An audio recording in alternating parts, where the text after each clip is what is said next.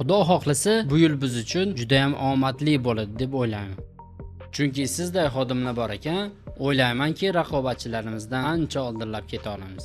Xudo xohlasa, qo'ldan kelganicha xodimlar bilan birgalikda hammamiz harakat qilamiz. Javohir eng ishongan xodimlarimdan birisan. Shuning uchun yuzimni yerga qaratib qo'ymagan. Senga ishonib topshirdim shuni. Xavotir olmang, Xudo xohlasa sizni uyaltirib qo'ymayman. Shu Javohir anchadan beri ishlaydi fermada. Katta hissasini qo'shgan. Shu yil Xudo xohlasa bitta Sparkmandan shunga. Yaqinda pravolada o'zi ham. Yaxshi o'ylabsiz.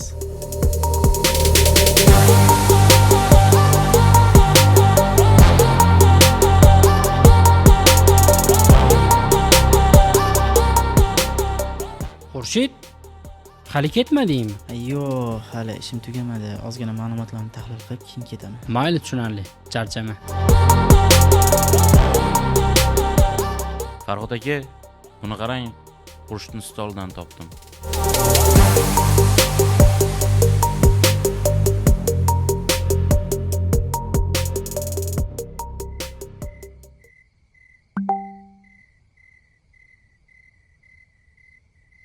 Salom. Strategik yig'ilishda ko'rilgan eng so'nggi hujjatlar ilovada. Iltimos, bu ishni hozircha sir tut. Rahbar menga hali ham to'liq ishonadi. Moliyaviy hujjatlarni keyingi hafta boshida yuboraman. Shahboz, Javohirni chaqir. Xo'p. Farhod aka, chaqirtirgan ekansiz. Kechagi hisobotlarni berchi. Mana hammasini tayyor qilib qo'yganman. Nimaga shuncha payt senga ishondim, a? Nima deganingiz bu? Xurshidni chaqir menga. Buni tushuntirib ber. Bumi haligi kompaniyaning 2 yillik yubileyiga prezentatsiya tayyorlab, sotuv rejasini tuzayotgan edi.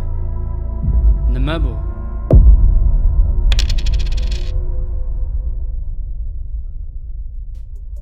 Tanga ikki tomonlamali bo'ladi. Odamlarchi. Har kimda bir chehra bor. Ba'zilarda esa ikkita.